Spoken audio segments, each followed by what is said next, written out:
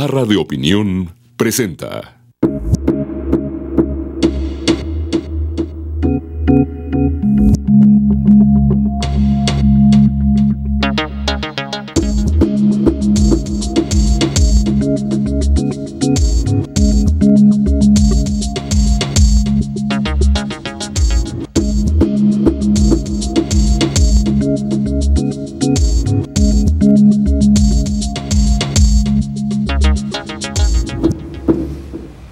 Hola, muy buenas noches. Qué bueno que nos acompañen en un nuevo programa de Entre Tres. El país ha estado en las últimas semanas envuelto en una discusión que resulta curiosa, que es la discusión sobre una gran coalición en contra del PRI.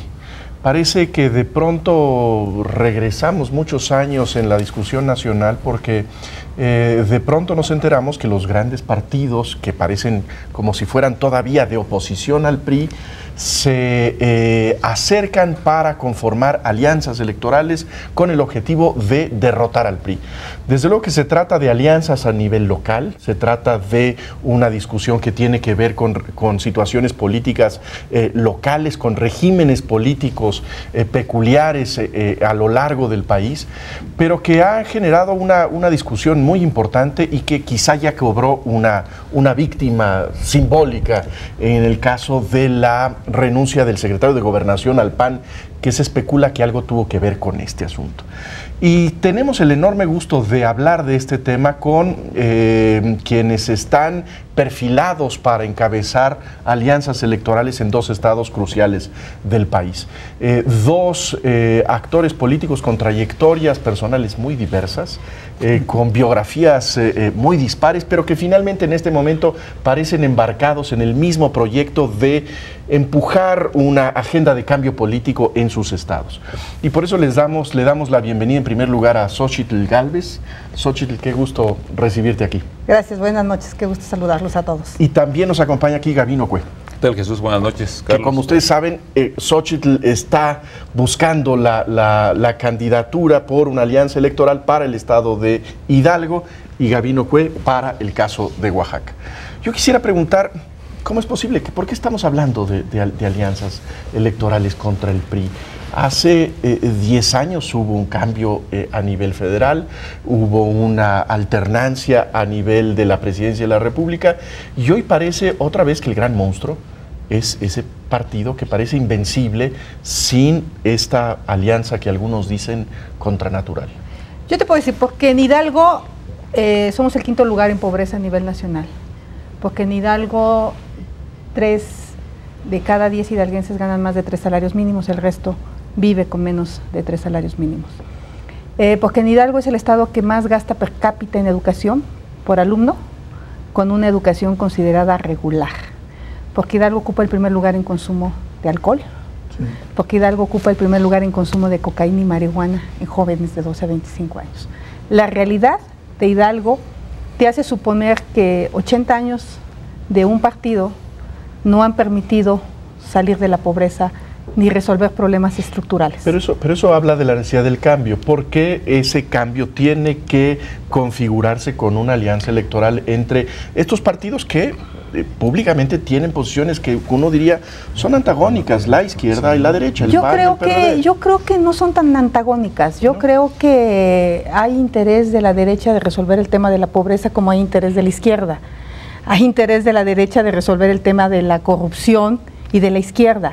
Yo creo que si encontramos temas donde sea en común de ambos partidos, que yo no creo que ninguno de los dos temas como salud, como educación, como pobreza, como transparencia, rendición de cuentas, alguno de estos temas sea un tema polémico en el caso de Hidalgo. ¿Y por qué en Hidalgo? Porque en Hidalgo todavía es de esos estados donde se te persigue, donde se te coacciona, donde se te intimida.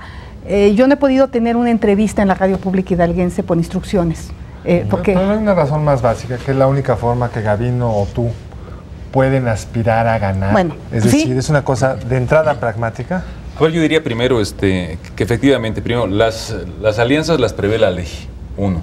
2, se buscan alianzas cuando hay democracias no acabadas. Tú decías, Jesús, claramente, a ver, ¿por qué si se dio la alternancia en el 2000?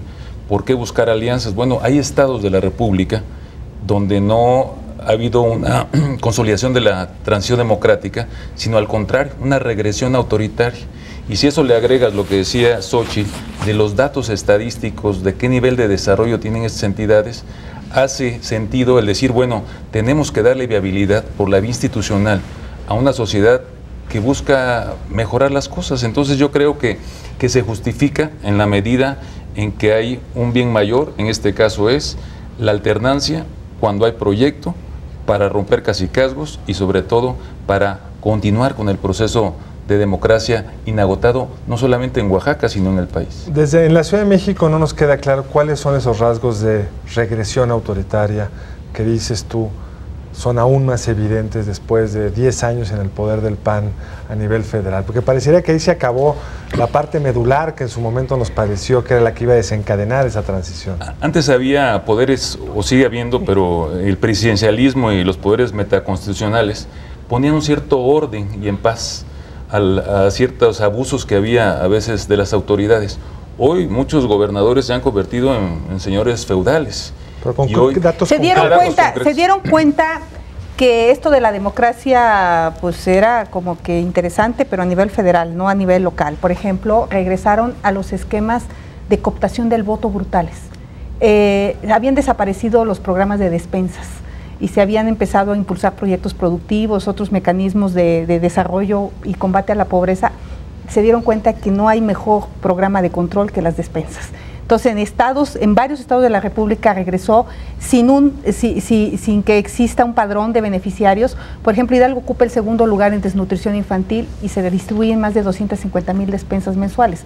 ¿Cómo estableces que hay desnutrición si hay una suficiente distribución de alimentos? Regreso a la política social, que no es porque tengas un derecho, sino porque es un favor que te hace un gobernante. Totalmente. Y eso es muy evidente en estados del sur-sureste, donde la misma pobreza te permite que el gobernante controle y coaccione el voto. Entonces ellos acaban una elección e inmediatamente empiezan a operar la siguiente elección. Sus padrones, muchísima gente que controla estas redes cobra en los gobiernos estatales y municipales. Tienen un tejido impresionante porque la transparencia avanzó a nivel federal, pero la transparencia a nivel estatal es prácticamente nula. No existe la rendición de cuentas ni de los alcaldes ni de los gobiernos estatales. Yo me acuerdo haber estado en la elección precisamente en donde Gavino compitió con Ulises Ruiz, y algo que era muy impresionante era la compra de voto a través de material de construcción. Fue realmente una elección muy, que dijera yo, vamos, indigna de los ciudadanos. Con episodios de violencia también terribles, no solamente de y algo que llamaba enormemente la atención es este desfase entre los mecanismos federales, de control de las elecciones federales y los estatales. Yo recuerdo que en aquel momento, bueno, el Instituto Estatal de Oaxaca pues estaba básicamente controlado por el gobernador, ¿no? Y siguen controlados. Entonces allá hay como es el regreso al pasado en una hora de avión, ¿no? Pero en la operación política, ¿qué es lo que no puedes hacer tú en Oaxaca? ¿Qué se puede hacer? Concretamente, ¿qué es lo que un candidato de oposición no puede hacer en Oaxaca que sí podría hacer a nivel federal? No, pues lo que dice Federico, a ver, muchas veces los órganos estatales electorales dependen o tienen una gran relación con el gobernante en turno. El Tribunal Estatal Electoral también, en el tema de los medios de comunicación... Pero que te interrumpa, supuestamente cualquier cosa controversial la puedes llevar al federal. Y la hemos llevado y hemos ganado ahí. Lo grave, Carlos, es que va a la primera...